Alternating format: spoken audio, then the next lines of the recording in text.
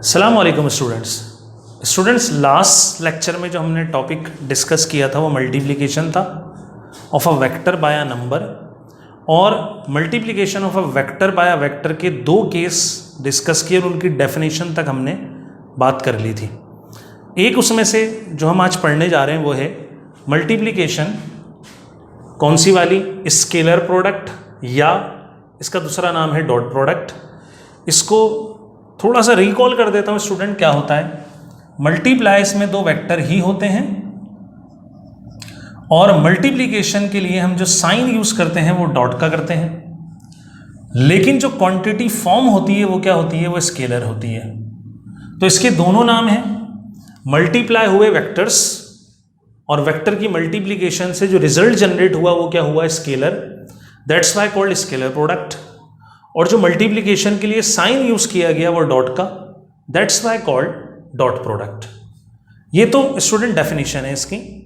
अब हम आते हैं इसकी एक्सप्लेनेशन पे। एक्सप्लेनेशन,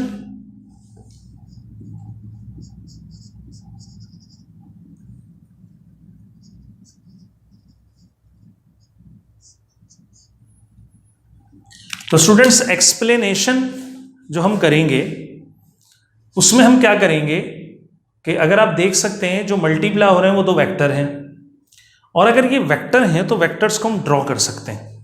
तो कर लेते हैं वेक्टर्स को ड्रॉ। सपोज करिए आपके पास जो दो वेक्टर हैं वो ये हैं, एक वेक्टर है आपके पास ए और एक वेक्टर है बी, और ये दोनों जो एंगल फॉर्म कर रहे हैं वो है थीटा। अब इन दोनों से जो इनका रिजल्ट जनरेट होगा स्टूडेंट्स वो क्या होगा, स्केलर होगा। अब जो रिजल्ट है, अब सवाल ये क्या उसको भी हम ड्रॉ कर सकते हैं।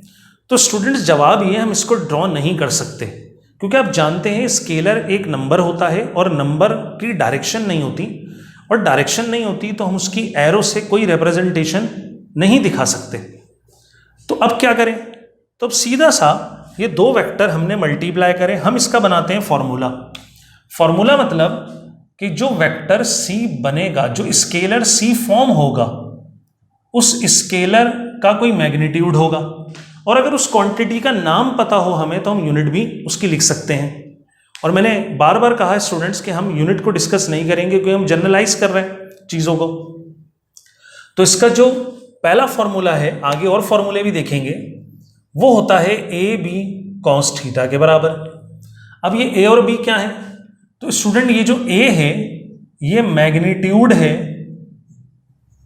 ऑफ वेक्टर ए, मतलब ये जो आपने ए लिखा है ये इस वेक्टर ए का मैग्नीट्यूड है, और बी मैग्नीट्यूड है ऑफ वेक्टर बी, और कॉस ट्रिग्नोमेट्रिक फंक्शन है, और थीटा क्या है, थीटा एंगल है बिटवीन दीज टू वेक्टर्स जो कि मल्टीप्लाई हो रहे हैं।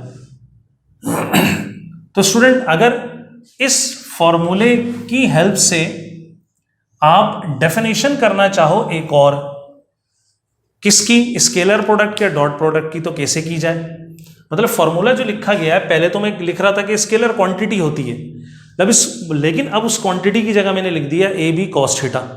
ये ए बी कॉस थीटा उस क्वांटिटी का मैग्नीट्यूड देगा आपको, और अगर उस क्वांटिटी का नाम पता हो तो हम फिर यूनिट भी बता सकते हैं। अब अगर मैं इस क्वांटिटी के मैग्नीट्यूड या राइट हैंड साइड की हेल्प से डेफिनेशन करना चाहूँ स्केलर प्रोडक्ट की, तो कैसे की जाएगी। तो स्टूडेंट आप देख सकते हैं, आप बोलेंगे the dot product of vectors a and b is equal to, अब अगर मैं राइट हैंड साइड पढ़ूंगा तो क्या है, ए क्या है स्टूडेंट, मैंने लिखा magnitude of vector a, b क्या है, magnitude of vector b, theta क्या है, angle between vectors a and b, मतलब एंगल थीटा। थीटा जो है वो एंगल है किसके दरमियान, ए और बी के दरमियान। अगर मैं अब इसको रीड करूं तो आप देख सकते हैं ये तीनों क्वांटिटी आपस में मल्टीप्लाई हो रही हैं, तो हम कहेंगे ये प्रोडक्ट है दरअसल किसका, magnitude of vector a and vector b and cosine of angle theta.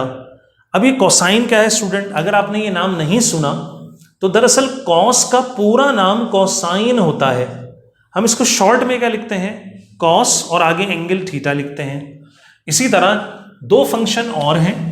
इससे पहले जो हम फंक्शन पढ़ते हैं उसका पूरा नाम SINE साइन होता है, शॉर्ट में साइन। और जो आपके पास थर्ड फंक्शन है वो इन एक्चुअल टेंजेंट होता है और उसको हम शॉर्ट में tan लिखते हैं। तो आप इसको ऐसे ही पढ़ेंगे, ये प्रोडक्ट है magnitude of vectors A and vector B and cosine of angle theta. ये भी एक डेफिनेशन है किसकी, dot product of vectors A and B, या डॉट प्रोडक्ट या स्केलर प्रोडक्ट की। तो ये तो हमने इसकी एक्सप्लेनेशन देखी और हमने इसका फॉर्मूला देखा। अब हम आते हैं क्या ऐसा होता है हकीकत में, क्योंकि यहां तो हम सिंबॉलिकली रिप्रेजेंट कर रहे हैं, दो वेक्टर हैं A B और वो एक थर्ड क्वांटिटी जनरेट कर रहे हैं, वो स्केलर है। मतलब क्या इन रियल ऐसा हो रहा है कि दो वेक्टर रियल में मल्टीप्लाई होते हैं और जो जनरेट होती है वो स्केलर होती है?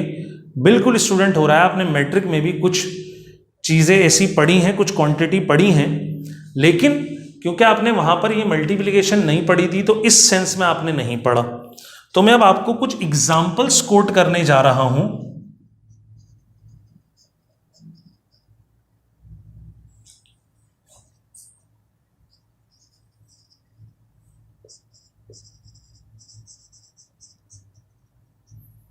मैं एग्जाम्पल कोट करूंगा आपको स्केलर प्रोडक्ट की। मतलब ऐसा कहां होता है जहां पर, ठीक है, दो वेक्टर मल्टीप्लाई होते हैं और मल्टीप्लाई होने के बाद जो क्वांटिटी बनती है वो क्या बनती है, एक स्केलर बनती है। तो स्टूडेंट पहली एग्जाम्पल में हम करेंगे वर्क डन की एग्जाम्पल,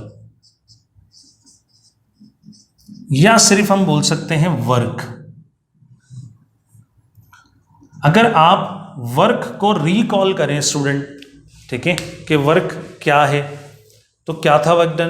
वर्क डन आपने पढ़ा होगा, अगर आप फोर्स अप्लाई करें किसी क्वांटिटी पे, किसी भी ऑब्जेक्ट पर, और फोर्स लगाने से वो ऑब्जेक्ट डिस्प्लेसमेंट कवर करे in the direction of force, तो हम कहते हैं उस बॉडी पर क्या किया हमने, वर्क किया। और अगर मैं आपसे फॉर्मूला पूछूं तो स्टूडेंट्स आपने फॉर्मूला क्या पढ़ा था? तो आप कहेंगे हमने फॉर्मूला पढ़ा था W = Fs, या आपने पढ़ा होगा Fd, ठीक। और अगर मैं ये पूछूं आपसे बताइए जरा ये F क्या है, तो आप कहेंगे सर ये फोर्स है।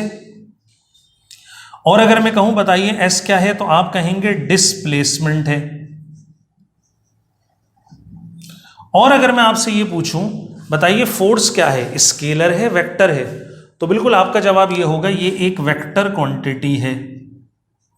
और डिस्प्लेसमेंट क्या है, आप कहेंगे ये भी एक वेक्टर क्वांटिटी है। तब गौर कीजिए अपनी डेफिनेशन के ऊपर, दो वेक्टर मल्टीप्लाई होके क्या जनरेट करते हैं, स्केलर। तो ये दोनों तो वेक्टर हैं।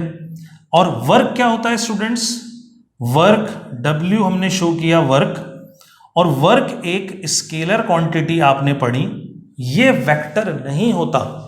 तो आप बिल्कुल अगर इसको मैच करें अपने डॉट प्रोडक्ट से तो मैच होगा स्टूडेंट्स।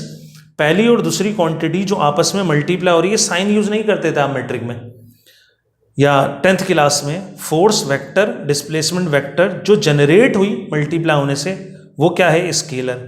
लेकिन अब अगर मैं इसको, इस एग्जाम्पल को बिल्कुल ऐसे कोट करूं या ऐसे लिखना चाहूं, तो स्टूडेंट कैसे लिख सकता हूं? मैं इसको लिखूंगा F एरो, क्योंकि हमें पता है कि अगर कोई वेक्टर है तो वेक्टर को कैसे रिप्रेजेंट किया जाता है, एरो साइन पुट करके। और S एरो, ये भी वेक्टर है, और क्योंकि इनका रिजल्ट क्या है, एक स्केलर है, तो फिर ये कौन सी मल्टीप्लिकेशन होनी चाहिए, ये डॉट प्रोडक्ट की मल्टीप्लिकेशन होनी चाहिए। मतलब आप हकीकत में इसका ये फॉर्मूला था, आप ऐसे इसका फॉर्मूला पढ़कर आते थे, ठीक है। इसको ऐसे वेक्टर फॉर्म में डिस्कस नहीं करते थे क्योंकि आपका लेवल नहीं था। तो अब वर्क जो है वो इन एक्चुअल एक, ठीक है, एग्जाम्पल है किसकी, स्केलर प्रोडक्ट या डॉट प्रोडक्ट की। अगर आप इस फॉर्मूले को ऐसे लिखना चाहें तो ऐसे भी लिख सकते हैं स्टूडेंट्स। अगर आप गौर करें तो अगर A और डॉट B हो तो उसका इन एक्चुअल फॉर्मूला ऐसे भी लिखा जा सकता है। ये क्या है, मतलब पहला वेक्टर A लिखा हुआ, ये A का मैग्नीट्यूड और ये B का मैग्नीट्यूड, और ये कॉस के साथ इन दोनों के दरमियान का एंगल आता है। तो अगर मैं बिल्कुल इसी फॉर्म में लिखूं तो मेरे पास अब A B की जगह F और S है, तो होगा F S। F क्या है, इस f का मैग्नीट्यूड, s क्या है, इस s डिस्प्लेसमेंट का मैग्नीट्यूड, और आएगा आगे cos और थीटा जो इन दोनों वेक्टर के बिटवीन होगा w। ये फॉर्मूला भी आपने पढ़ा होगा स्टूडेंट्स, ठीक है। इसको आप ऐसे पढ़ते थे, w लेफ्ट पर ले जाइए, एफ एस कॉस थीटा आप राइट पे रखिए, तो आप पढ़ते थे इसको क्या, w is equals to f s cos theta. ये फॉर्मूला भी पढ़ा और ये भी पढ़ा था आपने, लेकिन इन एक्चुअल फॉर्मूला ये है, और इसको अगर हम कन्वर्ट करना चाहें कॉस की फॉर्म में तो इस तरह हम इसको कर सकते हैं। दूसरी एग्जांपल की तरफ आइए। दूसरी एग्जांपल भी आपने पढ़ी, लेकिन ऐसे नहीं पढ़ी जैसे डॉट प्रोडक्ट में हम लिखेंगे। तो दूसरी एग्जांपल स्टूडेंट्स पावर की है। अगर आप रिकॉल करें पावर क्या थी, तो पावर के आपने मैट्रिक क्लास में दो फॉर्मूले पढ़े होंगे, एक W/T, मैं इस फॉर्मूले की बात नहीं कर रहा, एक आपने पढ़ा होगा FV, ठीक, मैं इस फॉर्मूले की बात कर रहा हूं। अगर आप इस फॉर्मूले में गौर करें तो F क्या है, F स्टूडेंट्स फोर्स है जो वेक्टर है, S क्या है, S वेलोसिटी है, ये भी एक वेक्टर है, और P क्या है, पावर है, और ये एक वेक्टर नहीं है बल्कि स्केलर है।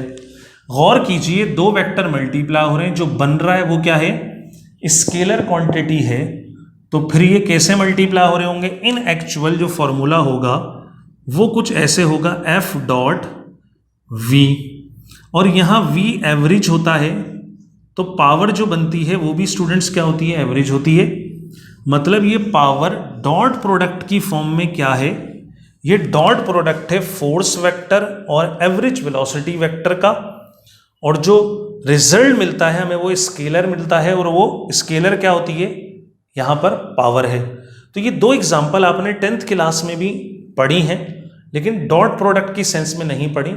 तो इन एक्चुअल स्टूडेंट ऐसा होता है कि जब दो वेक्टर मल्टीप्लाई होते हैं तो वो स्केलर को जनरेट करते हैं। तो स्टूडेंट आज के लेक्चर में हमने क्या क्या पढ़ा, आज के लेक्चर में हमने डॉट प्रोडक्ट की डेफिनेशन, उसकी एक्सप्लेनेशन और कुछ एग्जाम्पल्स को देखा कि हकीकत में डॉट प्रोडक्ट या scalar product of vector exist करता है। तो इंशाल्लाह प्रॉपर्टीज के साथ नेक्स्ट लेक्चर में हाजिर होंगे।